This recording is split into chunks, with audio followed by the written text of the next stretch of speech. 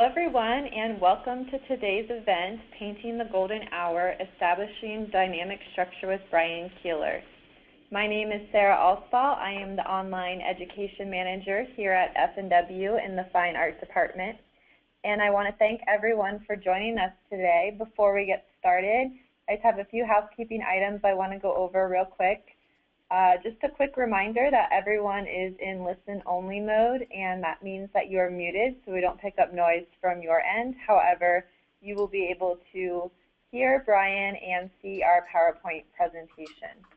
We are recording this event today, so if you know someone who wasn't able to join us or you have to pop out a little bit early, you will get a link within the next 48 hours to the recording, which will be on our YouTube page as well as artistnetwork.com.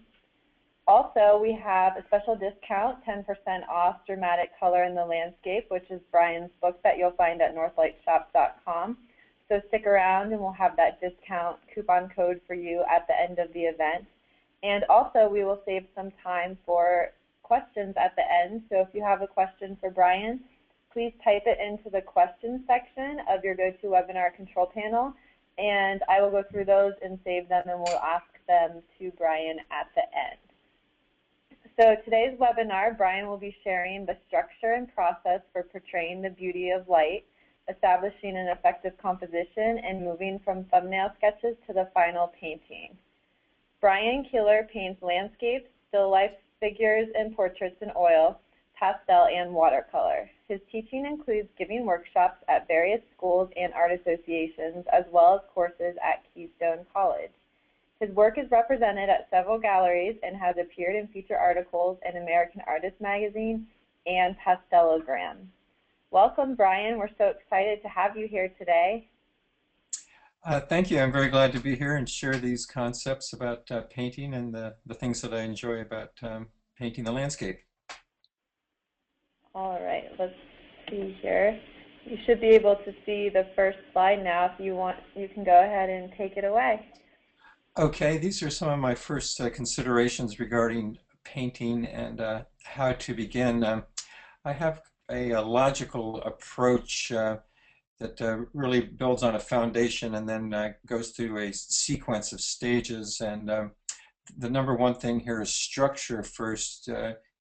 I approach a painting very abstractly and in a pure design method at first. It's almost like a Zen brush painting in a way, or if you think of the work of Franz Klein, very design oriented, but I'm going towards a realistic painting, but I like the idea of these structural things first. So the number two thing is very elementary, but difficult in practice, is considering these basic divisions, and these are really the key parts of getting an effective composition. And the first thing is deciding where the horizontal line or division is, and then if there are vertical ones like trees, telephone poles, buildings, etc., trying to determine these when you're looking at the scene or the motif.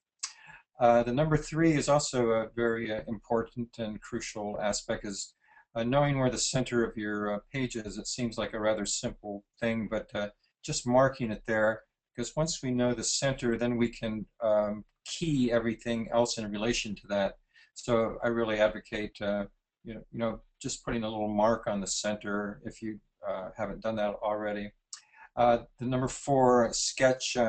It's always a good idea to do a thumbnail, and when I do these, it's not so much for getting detail, but to organize the canvas or your sketch. And something that I think that I've invented is this method of the forgiving method, or movable borders, and we'll have some examples of what I mean by that. And as it says here, this means to move the borders if necessary to arrive at an effective space distribution. And as I said, the whole purpose of the sketch is to arrive at these relationships and divisions of space. And then the number five, flat design first. And this is basically refers again to the distribution of shapes and to compose and arrange dimensionally. The next stage will be this composing within an illusionistic space. And I have some slides that will illustrate this concept. And the last thing, when we paint outdoors, it's probably 90% is just choosing the scene that is going to appeal to us and maintain our interest and attention and enthusiasm. So just as in real estate, location, location, location. And then this sub point here, place your main actors judiciously. And that refers to determining and figuring out sort of what the focus is. And it could be something as just the quality of light could be the main actor, or it could actually be figures or a building or a barn or whatever. But trying to determine ahead of time if you have like a main actor and then supporting actors, that we're using sort of a theatrical idea here and applying it to a painting. So that's the first considerations. Okay, this first slide here is a simple sketch of sort of what not to do, and you can probably think of paintings that you've seen. If not, you can look in many magazines, art magazines. They often have some examples of what not to do in regards to my aesthetic here of avoiding repetition or sameness of shape and space. So I have 3 houses, 3 mountains, and 3 clouds, all placed evenly and with the sort of what I consider sort of boring intervals without much variation. Okay. And then this next slide is the same 3 objects placed in a more rhythmic and more dynamic type of relationship, and all leading towards this X located on the horizon. So I have the horizon altered from the last one, and the houses are distributed into a perspective grid. The mountains are arranged differently. The clouds are overlapping and receding in space. And you also see that I have a X there indicating where the center is. And I generally suggest or advocate avoid having something smack dab in the middle. And it goes along with the idea of avoiding boring or even intervals is really the key. Okay. These next few series of slides, all of these are taken from my book, by the way. I'm just elaborating on the concepts presented in the book, Dramatic Color in the Landscape. So you can refer to the book to further your knowledge of these concepts. This is what I call a serpentine type of armature or concept, and these are just sort of suggested armatures as to refer to the sculptural idea of having an armature underneath of a piece of sculpture. So these are ideas. Okay.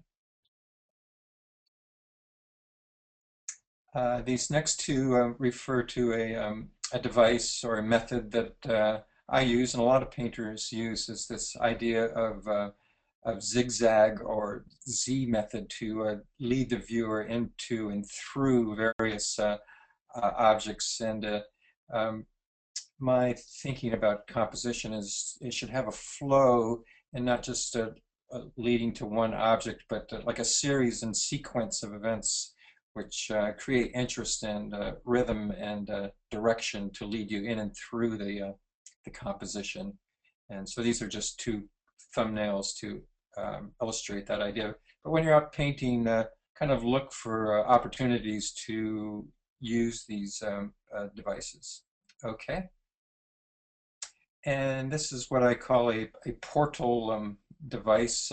Bridges and doorways often lend themselves to this portal device. This is a man-made, and it wasn't done from observation. I just did it out of my head, but it's based on my painting experience in Rome, where there are bridges like this, and this one happens to have 2, so we have a succession of portals that act as kind of a stage or a window to lead you through.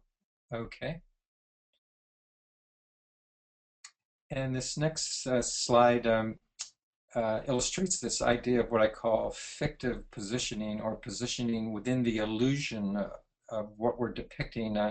When we think of design, or when you study design in in art school or elsewhere, it's primarily devoted to flat design, which means how the objects are relating or divided regardless of what they depict. In other words, if you turned your page upside down, they would still work. But now this enters into a whole new idea, which I think really opens up a whole new level of composing, and you start to compose within the illusion. And this red triangle that I have indicates a triangle going back into space. So this beach scene that I have here, I've specifically arranged these figures to be somewhat offset and going back into space. Okay.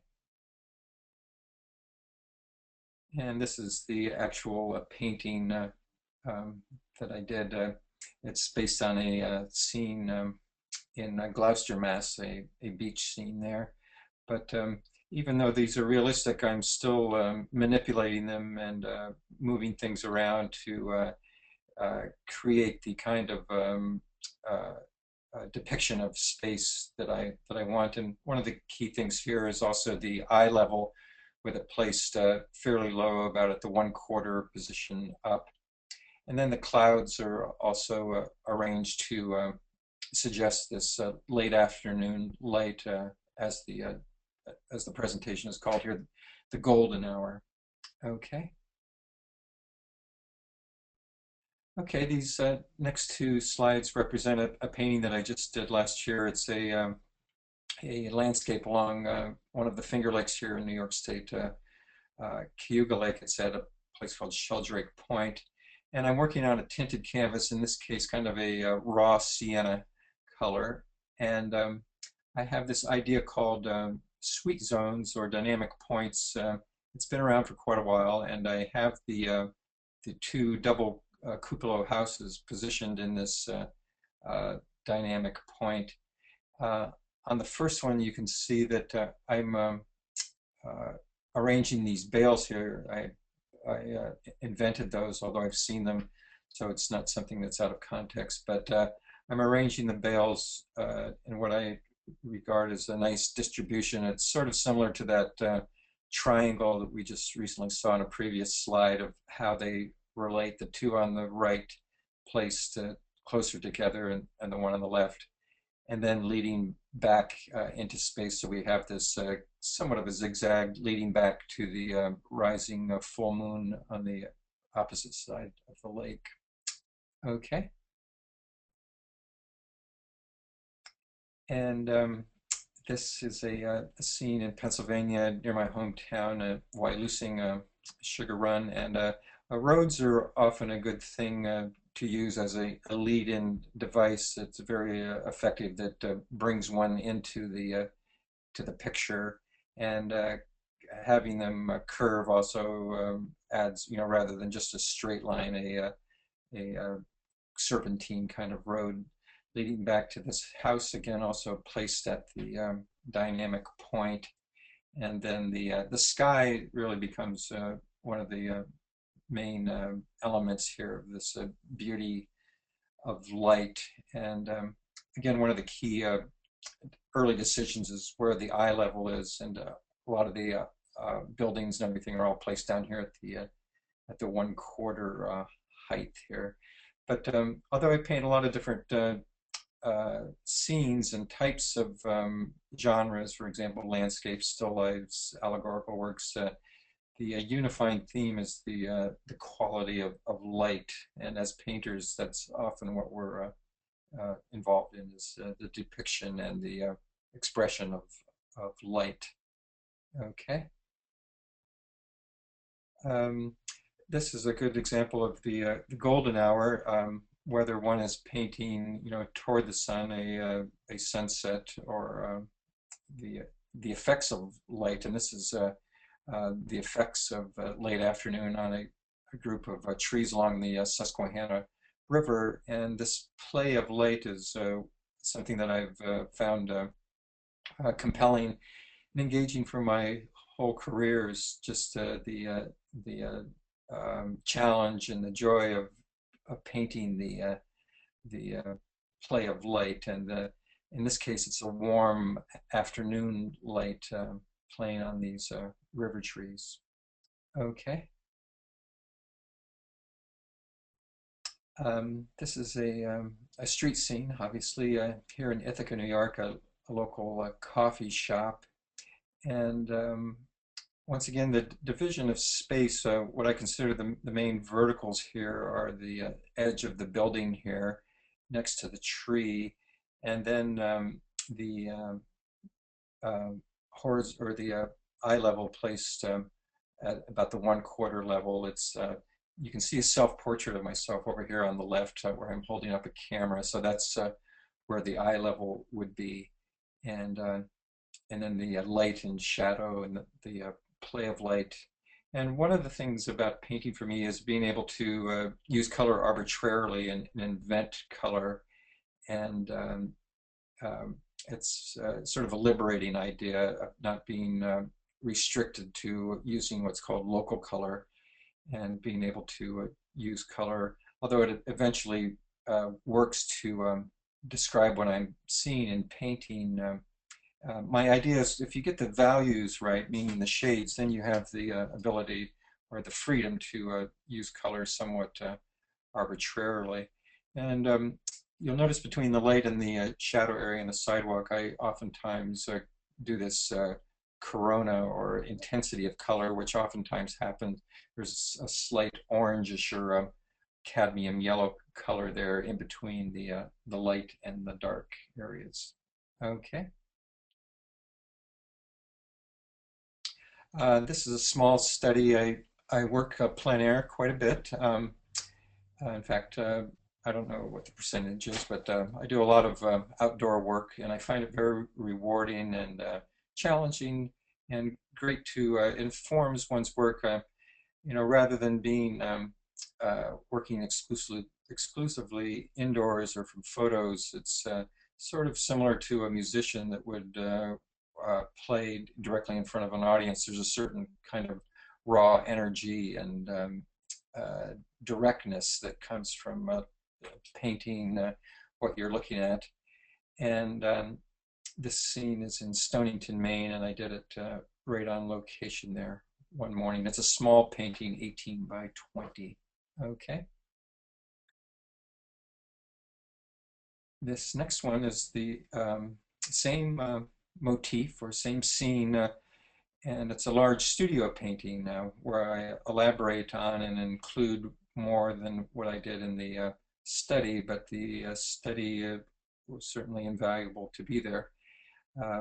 But there's much more included here. I have more of the house, and I have it's become a cloudscape too, and I love doing clouds, and we don't often think of clouds as being in perspective, but when I paint clouds, I always try to get them to augment or support the existing perspective. So the clouds have their own type of perspective that is a corollary to the perspective that is described below. So we have the houses all going back to this far horizon here, and the clouds are sort of following the curvature of the earth, and as I said, augmenting or supporting the perspective plan that is established in the land and sea. Okay. This next one is a very recent one. It was in my most recent show at the Roger Lapel Gallery in Philadelphia. And this is definitely illustrates this idea of painting the golden hour. It's an orchard behind our house here in Ithaca, New York, and depicts a scene of these fellows harvesting apples. And to me, it had kind of a timeless quality. It looks like something that could have been in the 19th century, Winslow Homer or Thomas Eakins painting. So I like this idea of connecting with American painters and painters who have worked on the same types of themes and subjects. And this is all pretty much all warm colors here. Even the green is a chromium oxide green, which is a warm color. Okay. This is a very recent one too, and it also illustrates this idea of painting the golden hour, but once again, rather than looking at the sun, we're looking away from the sun. In other words, the sun is to my back here, and the scene depicts a one of the gorges here in Ithaca. Ithaca is a very beautiful town that has all these deep gorges and waterfalls, and this is up near Cornell University. And once again, to reiterate the idea of major divisions, this stream, Cascadilla Creek, coming through here, and the sidewalk are representing sort of the main road or access in, and then the play of light up on the upper part, and the buildings is where it's leading to, and this bridge and the figures down at the bottoms indicate the perspective and the scale of the work. Okay. These are two plein air studies. They're both 10 by 36, and I did them after bike rides. I have a way of packing up my bike with my art supplies, and I usually have these scenes kind of established or chosen ahead of time, so I'm not just endlessly riding or driving around. And once again, these are at that golden hour, late in the afternoon, when the sun and light are at their most dramatic. The top one, I'm looking towards the sun, and the bottom one, the sun is off to my back and to my right. Okay. And this is a finished version of one that we looked at earlier. It's mostly warm tones, although it was in the spring, it was mostly warm tones there. Okay, this one that's up here now on your screen shows an example of a thumbnail sketch that I did, and I often write these little notes to myself on them to remind myself of what attracted me to the scene. And I did this sitting right on the tailgate of my truck. It's near my hometown in Wyalusing, Pennsylvania. And the beauty of the land there, it's a very beautiful area of agrarian or rural scenes. It's great for painting the landscape. Okay. And this is a large oil. I think it's about 22 by 54 inches. It's an oil on linen that's glued to a masonite panel and depicting these scullers and once again, this idea of fictive positioning, sort of thinking about where the placement of the main actors will be is key. So as I said in the initial consideration is location, location, location, of trying to, this is where the artistry comes in of rather than in a servile way, just depicting what's in front of you, being able to organize and orchestrate, so you're actually the creator and organizer, and it takes it to a different level of artistry, I believe. Okay. Um, this next one is a studio painting. In other words, I did this from photographs. And once again, though, it does depict this golden hour, this late afternoon light, when it's creating interesting patterns and play of light and shadow. And I love to paint these old 19th century buildings.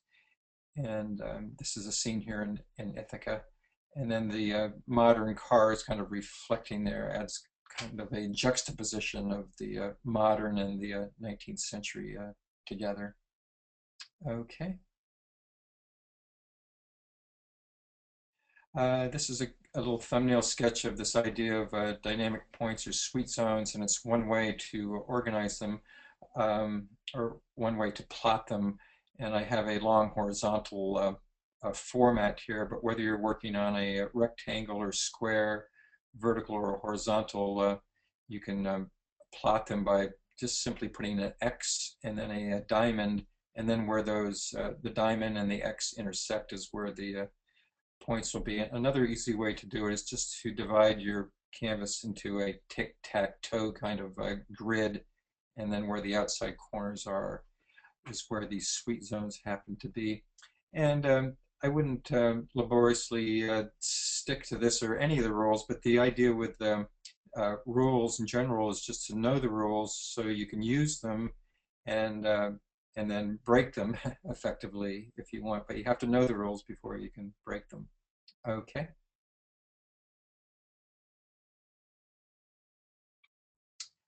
Um, Another Pennsylvania landscape scene. This is near Laceyville, Pennsylvania. And once again, I have kind of the main actors happening at the bottom uh, here with a streak of golden light coming in. This is very early on a December morning. And so I think of this light coming in from the right to the left and in sequence illuminating the trees and these 19th century buildings, kind of leading back to a sweet zone. But once again, this is a good example of organizing into horizontal. The main horizontal division is way down here where the light's coming in. Then we have these trees that are the main vertical divisions. So taking these into consideration, as I said, is one of the first things an artist needs to be take into consideration. Okay. This is another little thumbnail of a armature. It's an idea of using this window, but in a natural sense. And earlier we saw the portal through a bridge. This is using trees as a window or portal. Okay. And this is a large oil painting based on this idea. In other words, the trees kind of provide a sort of a framework and leading you up to this cluster of farms and houses on the upper right. And it's an early morning scene of the Susquehanna River at Omit's Ferry, Pennsylvania. And so it's the play of light and shadow. Talk about the color. I haven't mentioned the color too much, but this is a system that I use quite a bit. Is this what I call a dyad, which is a two-color system of violet and gold and yellow. And there's lots of permutations of it, but they're opposites on the color wheel. And this violet and yellow combination is one that I find particularly enjoyable to use. Okay. And another one using this kind of violet and gold and yellow combination of a spring forsythia. And this is a street scene in Wyalusing, Pennsylvania. And once again, the play of late afternoon light. Another idea that I haven't mentioned is edges. Generally in realistic painting, hard edges are sort of the enemy, but more to the point is you want to think about when and where you have hard edges and soft edges and where you want to vary them. Okay.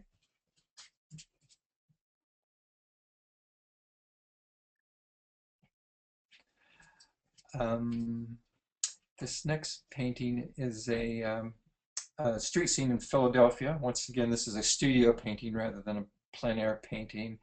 And I show at a gallery in Philadelphia, the Roger Lapel Gallery.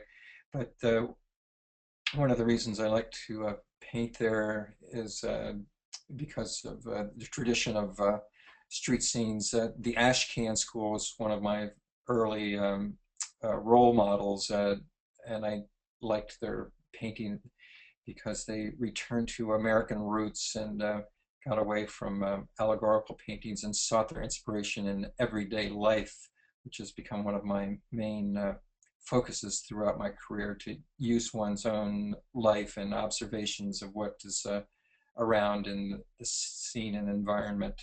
So that's why I love to paint street scenes. Okay. These next two are also plein air paintings, both done out of doors in Pennsylvania. The top one is seen near Towanda, and the bottom one is near Wailusing. And I painted the bottom one several times. That's one of the things that after we've been painting for a while, we have a couple of motifs, and we don't always want to endlessly search. So uh, I go back to these same subjects or motifs at different times of the day, different seasons, and different angles and points of view.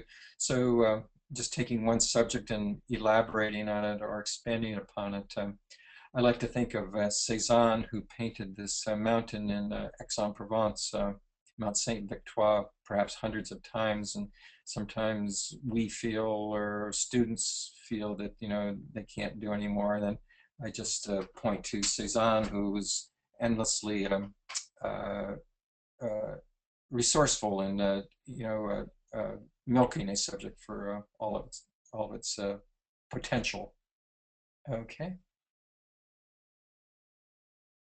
This is a plein air oil from one of the Finger Lakes here in upstate New York. It's Keeler Lake near Hammondsport, and it was done right on location. I usually work on a tinted surface, and over on the far mountain, I think you can see some alizarin crimson coming through, and then with additional layers of bluish and greenish blue added to the mountain just above the lake level there.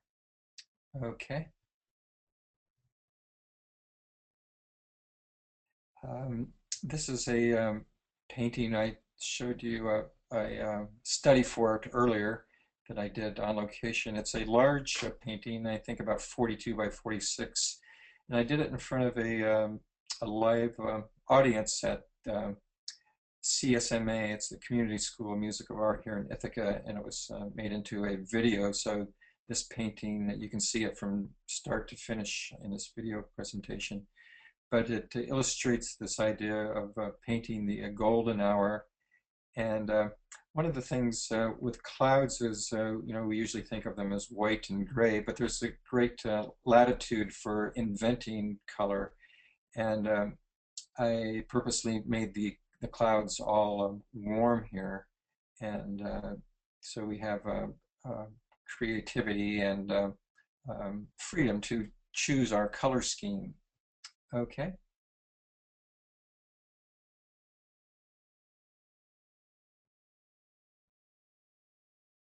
Okay, so now this is a sketch that I did to illustrate this idea of the movable borders or forgiving borders. And my students and I find this very uh, useful.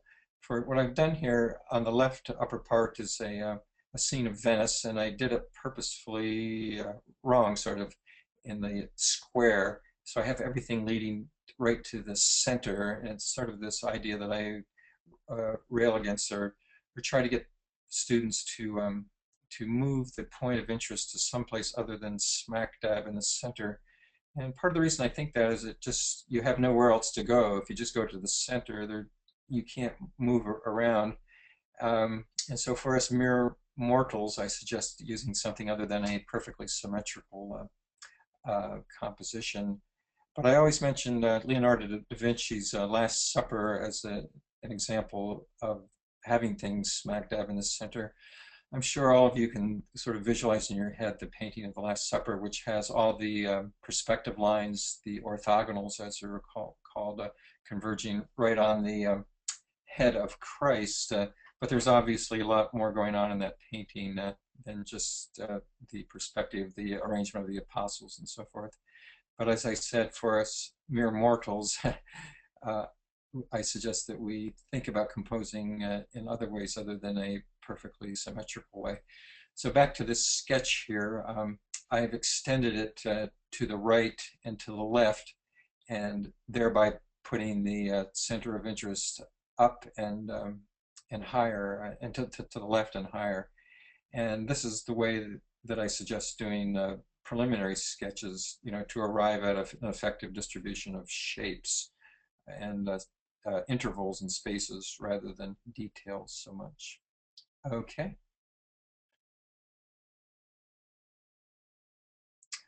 This is another example where I've taken this idea of movable borders and used it in a pastel. This pastel was done from the tailgate of my truck, also near Wyalusing, in a place called Grant Hill. And I'm painting the golden hour, the late afternoon light play on this house and these bales over here. And this old, I think it's a one-room schoolhouse here on the left. But what I've done here is I thought the tree was originally too much in the center, so I just extended the borders on the left, extended the left border to position that tree, which I thought was the main division, too much smack dab in the middle. So just by extending the borders, we can arrive at a better space distribution. Okay. And this is a recent painting of Philadelphia, of the Delaware River, and it uses these the bridge and the dock here, these extreme perspective lines. They're called orthogonals, these lines leading back into space. But once again, it's the play of light and the arrangement. This boy here in the foreground, and the tugboat there, and leading back into space. And so we have various intervals and the arrangement of intervals and the play of light on the clouds and so forth. Okay. This illustration is one that I did to show you the idea of play of light and how it works on these simple objects of a sphere and a cube.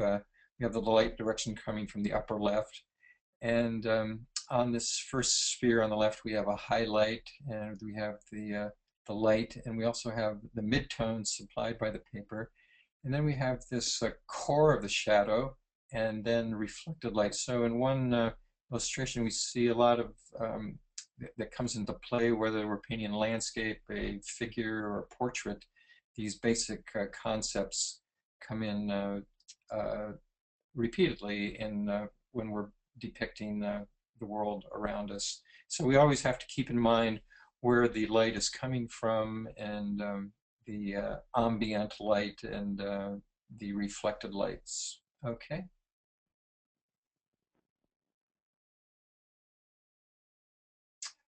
This is a plein air painting that I did on my last trip of 2013, on my last day in Rome. And I love to paint Italy. I teach these classes in Italy. I've been traveling there for, I think, 22 years and teaching for about 10. But part of the reason that I love to go there is just a beautiful country, but I'm following in the tradition of many painters. It's almost easier to say who didn't go, but for example, John Singer Sargent spent a good part of his life there, Degas and Maxfield Parrish and many, many others. But one of the painters that influenced a lot of us is Corot, and mainly or partly because he was the first plein air painter. He's a 19th century French painter, and I don't really pattern my work after his style, but his example of painting on location has been inspirational. Okay. And this is an example of one of these preliminary thumbnails that I did while I was in Rome, walking along the Tiber River. It's a great place to paint. Great views of the city there, and there's hardly any people on this promenade for some reason. And what I'm painting here is Castle St. Angelo, also called Hadrian's Villa. So it has these wonderful, timeless, ancient motifs that kind of lend themselves to a timeless quality, and really great to paint. Okay. And this next slide is the finished painting. I did it pretty much there on location, but finished it up in my studio at home. And then I added the sculler later too. I would often see these colors there, but since they're moving kind of fast, it's hard to put them in. So I did that one based on a photo back in my studio. Okay. And this next one's a photo of me so you can see what I was looking at. And you can see the painting on my easel there. It's pretty much about 90% complete there. Okay. Another plein air painting here for the Finger Lakes. This one is along Seneca Lake, which is the next lake over from where I live. Okay. This is another view of Rome here. It's upstream from the previous one that we saw, and it's also a view that Corot painted. I think the painting that Corot did is in the Louvre Museum. It's the topography and things have changed, but St. Peter's is still there, and Hadrian's Villa is still there. And this is also one I've recently produced a 2-volume video of plein air painting in Italy, so you can see me developing this one on the video. I started at late afternoon, but I knew where the sun was going. I can kind of plot the arc of the sun, so I started a couple hours ahead of time, but knew that the sun was going in that direction, and in fact it did. Okay. This is a large street scene. It's probably 60 inches. It depicts a cityscape of Scranton, Pennsylvania, and it's a 2-panel piece, in other words, a diptych.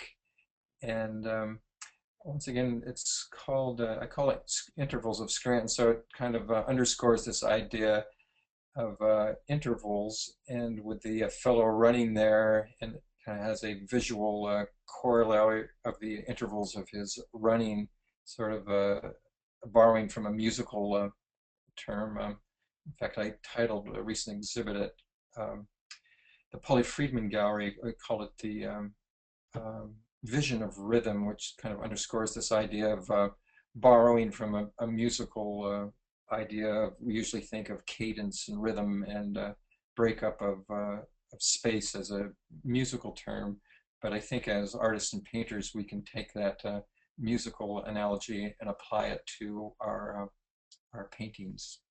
Okay.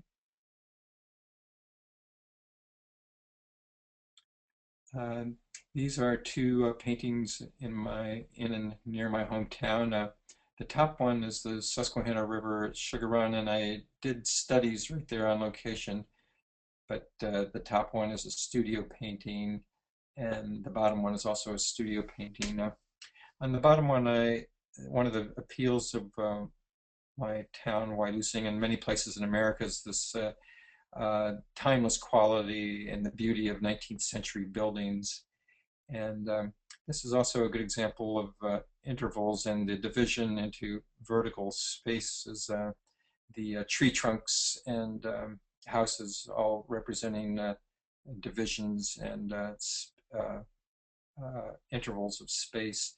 But the play of light is probably the main actor here, this streaking light coming at late afternoon with the warmth of late afternoon sun playing off of these trees and the houses and land. Okay.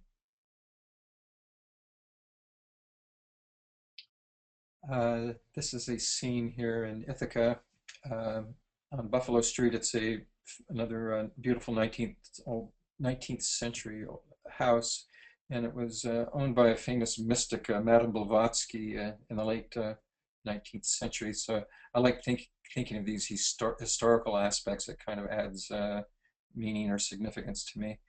But the main thing here is the play of light, spring light coming in late afternoon. And this sidewalk and road, I think I mentioned that earlier, these are very effective devices to lead one into the scene depicted. Okay.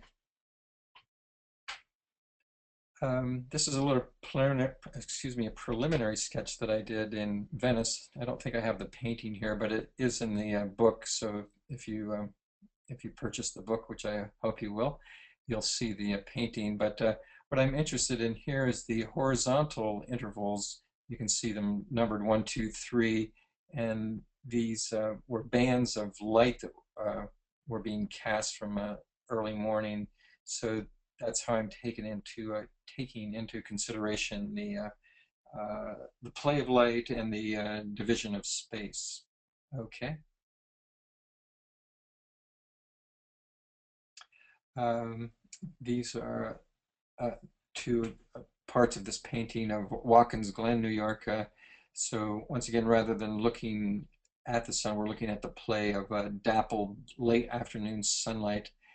And as I mentioned earlier, I often start them on tinted ground, or almost always, and this one happens to be on a raw sienna type of tint, and I use an acrylic tint, and I paint on canvas that comes, or linen that is primed with a universal prime. In other words, it will work for both acrylic and oil. And and then I start by blocking in the values, and then start by painting the light. Okay. This is a scene on Seneca Lake that I've painted numerous times. In fact, there's another version of this scene that's on the cover of my book. It's near Burdett, New York, and it's this golden hour. And once again, I'm using mostly warm tones here, and creating this halation, which is this corona type of effect of light as it is reflected, and then it tends to diffuse the areas where it's coming in. For example, on that barn there, I'm uh, making it glow by adding warm cadmium kind of colors, cadmium red and cadmium orange and yellows there. Okay. Um, this is a painting from Monhegan Island off the coast of Maine that I've visited a few times. And what I'm illustrating here with these two curving arches above the horizon is how to uh, organize and create a sense of rhythm and perspective in clouds. Sometimes I paint the clouds that are in front of me. We have great cloud days. Sometimes I have to borrow from my memory and from sometimes using other painters' work as inspiration. But what I'm doing here is creating this the arc to get these clouds to go back into perspective. Okay, and here you can see the painting as it's progressing. I'm got it pretty well all masked in, blocked in.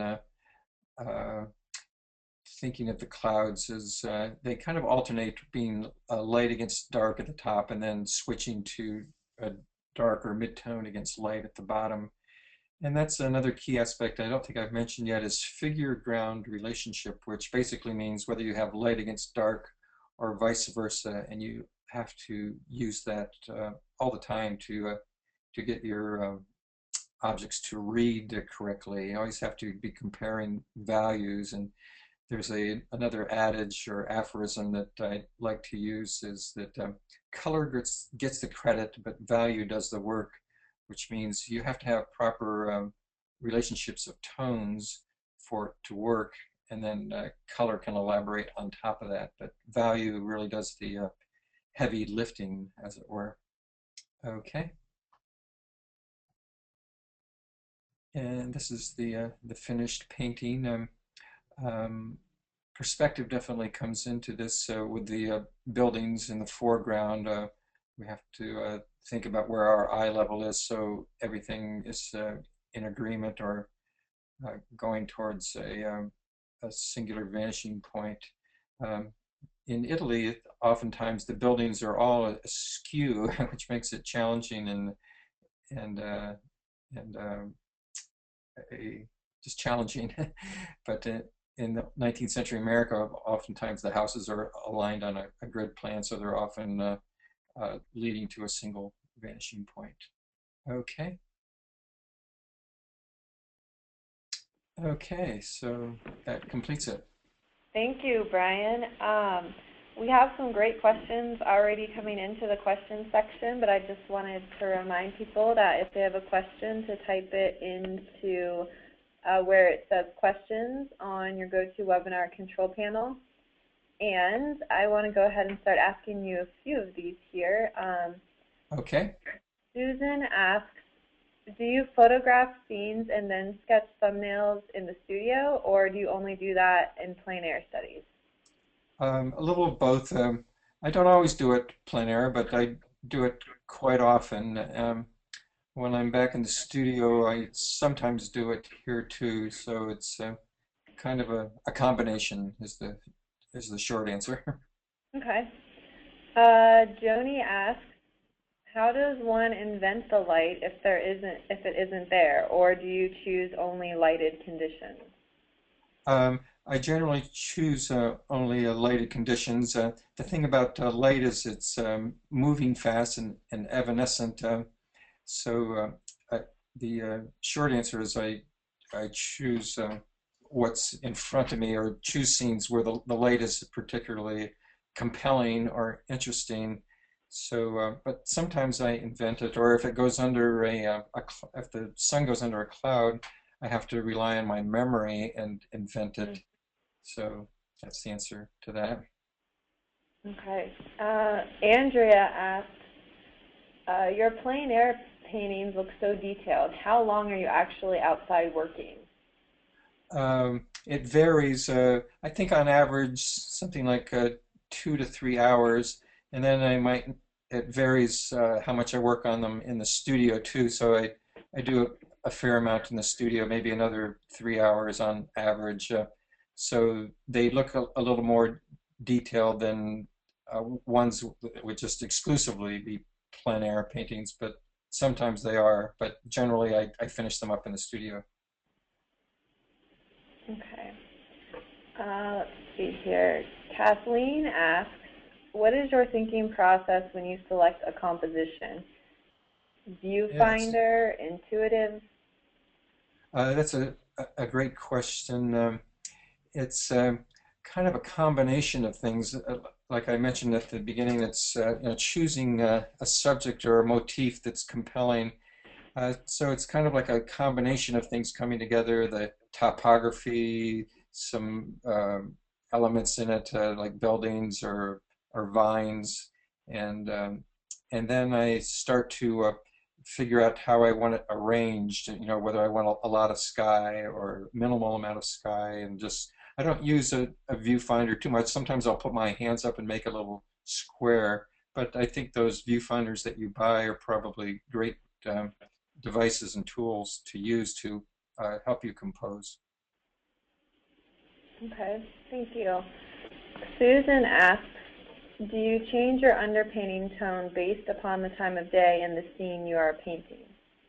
Another great question. Sometimes I do, but more often than not, lately I've been using just a neutral gray. You take a Utrecht, I think it's called photo gray or neutral gray, and I like it just because it's neutral and everything you put down has its own color essence on this neutral ground. But sometimes I'll choose that warm sienna if I know that I'm going to be painting, for example, a sunset or something with a lot of warm light. I haven't been using other colors too much, but in the history of my career, I've used a lot of other different types of tints like bright blues and greens. And if you haven't used other tints or tones, it might be something to explore. Okay, thank you. Patricia's question is, how do you paint the images in the autos window? I Um, guess the ones where you have the cars. Let me. yeah, those were all done from photographs, and so it's just a matter of being patient and taking one's time to do them.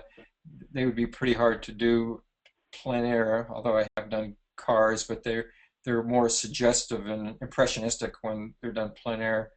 When I work from photographs, they tend to be more more realistic or more photographic, for lack of a better word. I was trying to find a good example Yeah. here, but my PowerPoint's kind of freaking out a little bit. Okay. Let me get back to the questions. Let's see here.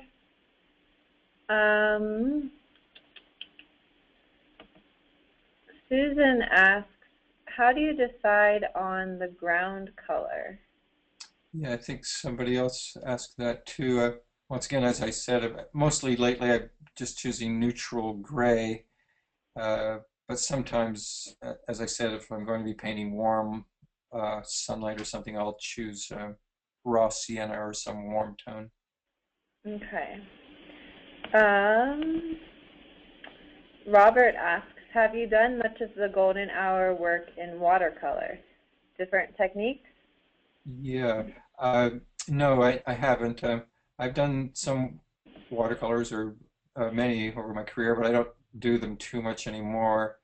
And I've done them somewhat, but the answer is uh, not too much. Okay. Um, Linda asks, what easel does Mr. Keeler use for plein air?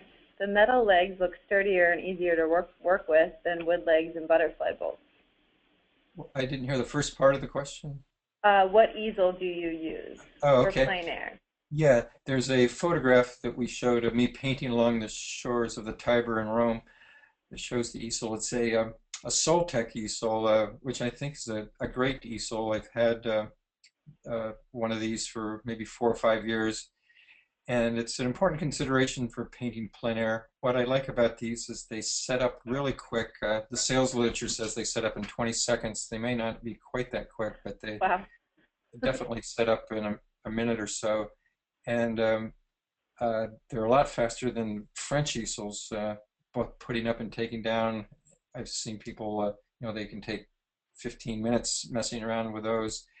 And the Soltec is sturdy. It's relatively light. I think it only weighs 9 pounds, and it accommodates a fairly large canvas.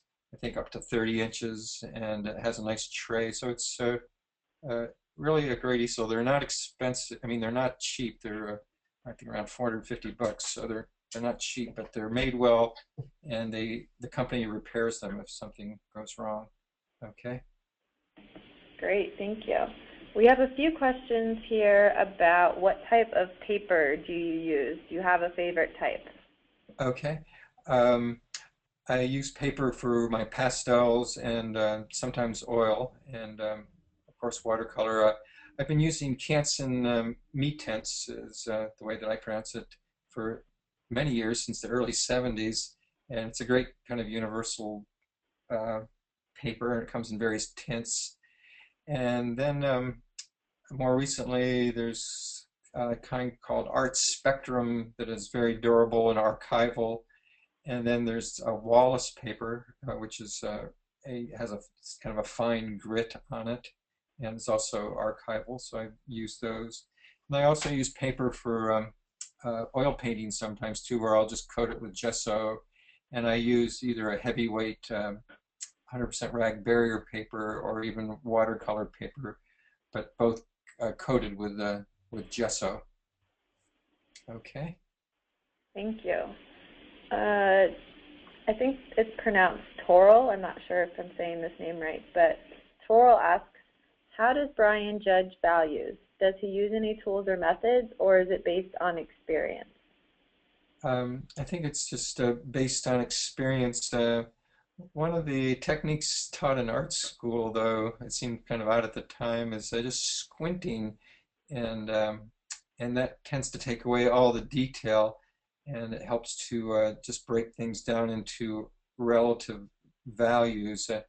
In other words, just by looking, we sort of get absorbed in detail, but squinting kind of takes away or helps one to see the overall relationships easier and better. Okay. Mm-hmm. Okay, let's see here. Another question about values. Carol asks, if you block in the light or dark values first. Yes, I generally try to have an overall figure ground scheme, and oftentimes will sort of suggest the overall values. For example, I think we showed one of a street scene of Watkins Glen where I had it all kind of broken down into where I used a burnt sienna, burnt umber kind of uh, oil wash, and kind of suggested the overall um, uh, value masses. Okay. Thank you. We have a couple questions about color. I'm kind of skipping around here, so I'm trying to make sure I'm not asking the same question twice. Okay. But sorry, I lost the one that I was going to ask you. But here's one from Jane that says, your shadow colors are so dramatic. How do you decide what color the shadows will be as they fall across various objects?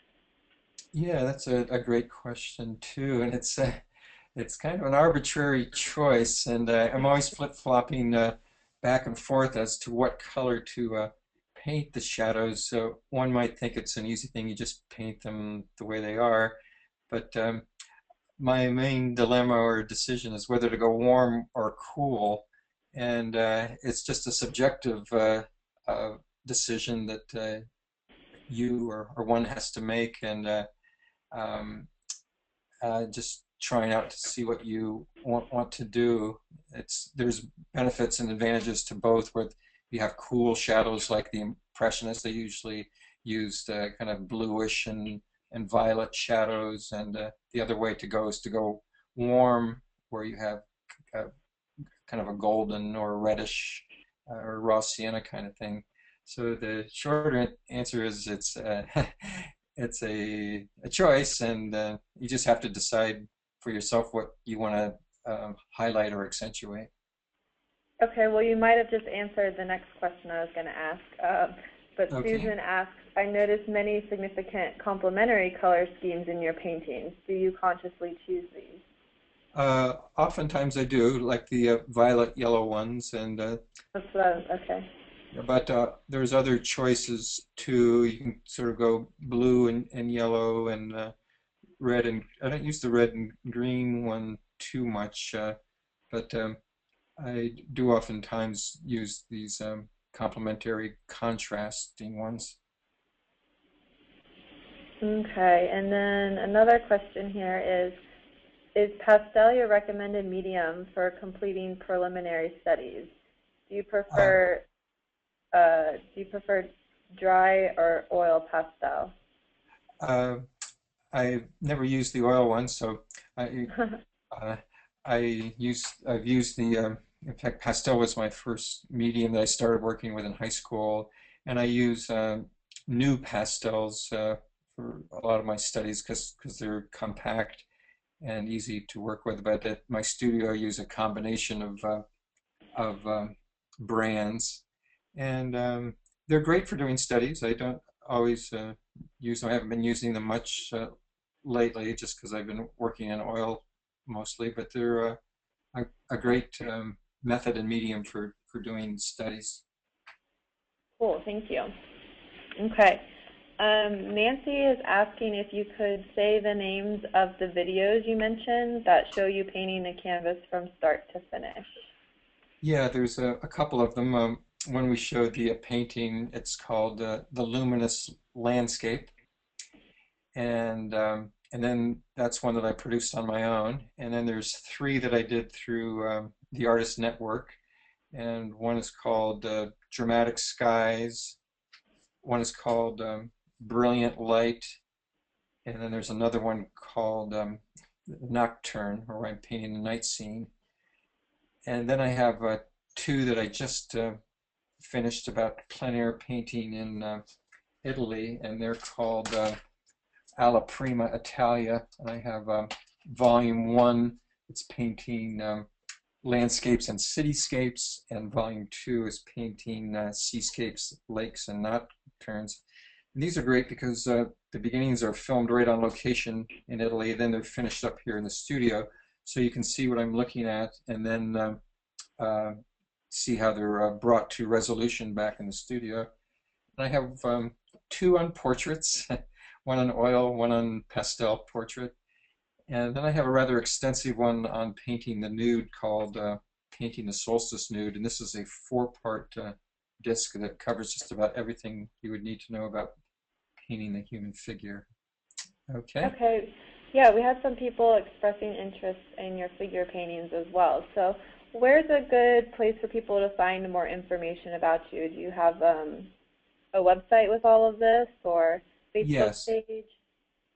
Yes. I have a website. It's just my name, briankeeler.com, and it has a lot of the information listed on there with my upcoming shows. I have a new show coming up in Scranton, Pennsylvania at the Laura Craig Gallery, and I show in Corning, New York at the West End Gallery, and in Philadelphia at the Roger Lapel Gallery. But all that's on my website. I also have a YouTube site with many free clips on there. You can see little snippets of me painting at various locations. But the DVDs are a way to go if you want to go into it in more depth.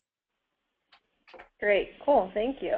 Well, I want to thank everyone for joining us. I think we've gone a little bit over the top of the hour here, but in case you haven't seen the PowerPoint screen, just a quick reminder, we have a discount code for you to use at northlightshop.com on Brian's book, Dramatic Color in the Landscape, and that coupon code is Keeler, Keeler 10, and you can just put that in at checkout and you'll get an extra 10% off.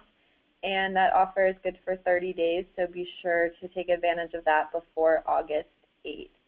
And also, this session has been recorded, so if you know somebody that missed it or you happen to join us late today, don't worry. You will be getting a link with, as well as with this coupon information, but you'll be getting a link within the next 48 hours that will give you access to the recording, which will also be on our Artist Network YouTube page.